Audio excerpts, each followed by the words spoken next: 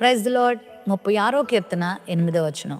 నీ మందిరం యొక్క సమృద్ధి వలన వారు సంతృప్తి నందుచున్నారు. నీ ఆనంద ప్రవాహంలోనిది నీవు వారికి త్రాగించుచున్నావు. ప్రభువు మనకి సమృద్ధినిచ్చేవాడు, సంతృప్తినిచ్చేవాడు, ఆనందాన్ని ఇచ్చేవాడు. నిజంగా చెప్పనా సఖ్యము, మహిమాయుక్తమైన సంతోషం ప్రభులో ఉంది. ఈరోజు ప్రపంచం అంతా దేని కొరకు వెంపర్లాడుతున్నారో తెలుసా? సంతోషం కోసం, ఆనందం కోసం, మనసు తృప్తి కోసం. ఎంతెంతో డబ్బు సంపాదిస్తున్నారు, ఖ్యాతి సంపాదిస్తున్నారు, మనుషులను సంపాదించుకుంటున్నారు, బలగం సంపాదించుకుంటున్నారు, సంతోషం కొరకు ఏమేమైనా చేస్తున్నారు, ఎంతంత దూరాలైనా వెళ్తున్నారు, ఎంత డబ్బన్నా ఖర్చు పెడుతున్నారు. సంతోషంగా ఉండాలని ఏం చేయటానికైనా వాళ్ళు వెనకడుగులు వేయట్లేదు. సంతోషంగా ఆనందంగా ఉండాలని ఇంకొక జీవితాన్ని నాశనం చేయటానికి కూడా చాలా మంది వెనుకాడట్లేదు. చంపడానికి వెనుకాడట్లేదు. ఈ కుటుంబాలని ధ్వంసం చేయడానికి వెనుకాడట్లేదు. ఎందుకంటే ఆ కుటుంబాలని ధ్వంసం చేస్తే నేను సంతోషంగా ఉంటాను, వారు లేకపోతే నాకు ఆనందం అనేటువంటి అనుభవాలతో చాలా మంది జీవిస్తా ఉన్నారు. ఒక ఆయన అంటున్నాడు ఈ మధ్య, క్రైస్తవులు చచ్చిపోతే, క్రైస్తవులు లేకుండా ఉంటే నాకు సంతోషం. నిజమే, ఏదో ఒక ఆనందాన్ని మనుషులు కోరుకుంటూ ఉంటారు. కొంతమంది కోరుకునే ఆనందంలో వికృతమైన ఆనందం ఉంటుంది. భయంకరమైన కీడును ప్రపంచానికి అందించేటువంటి ఆనందాన్ని చాలా మంది కోరుకుంటా ఉంటారు.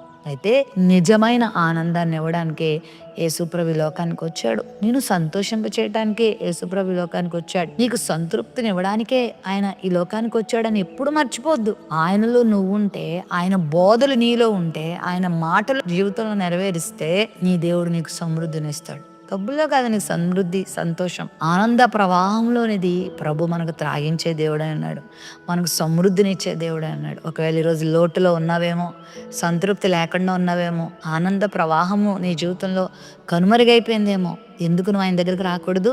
ఆయన మందిరాన్ని ఎందుకు ఆశ్రయించకూడదు?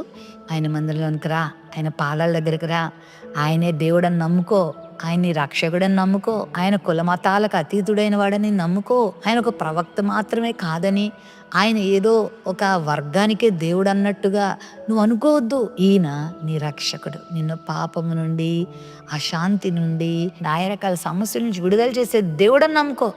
నువ్వు ఆయన్ని చేరుకుంటే ఆయనలో ఉన్న సమృద్ధి ద్వారా నేను ఆయన సంతృప్తి పరుస్తారు. నీ అంత సంతృప్తి పరులు ఎవ్వరు ఉండరు తెలుసా? నీ అంత ఆనందభరితులు ఎవ్వరు ఉండరు. పైకి ఈయనకేమీ లేదు, ఈయనకేమీ లేదు, అయినా ఇంత సంతృప్తి ఎలా వచ్చింది, ఇంత ఆనందం ఎలా ఉంది అని ప్రజలు అనుకునే విధంగా దేవుడు నీ జీవితాన్ని మలుస్తాడు. అన్ని విషయాల్లో నేను సంతోషింపచేస్తాడు.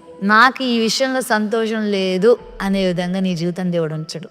అన్నిట్లో నువ్వు సంతోషాన్ని అనుభవించే కృప దేవుడు నీకు ఇస్తాడు. ఈ ఉదయకాలం నీకు సంతోషం కావాలా, సంతృప్తి కావాలా, సమాధానంతో ఉండాలనుకుంటున్నావా, సమృద్ధిలో ఉండాలనుకుంటున్నావా? దేవుడిని పక్షంగా గొప్ప కార్యం చేస్తాడు. ఆయన ఆశ్రయించు.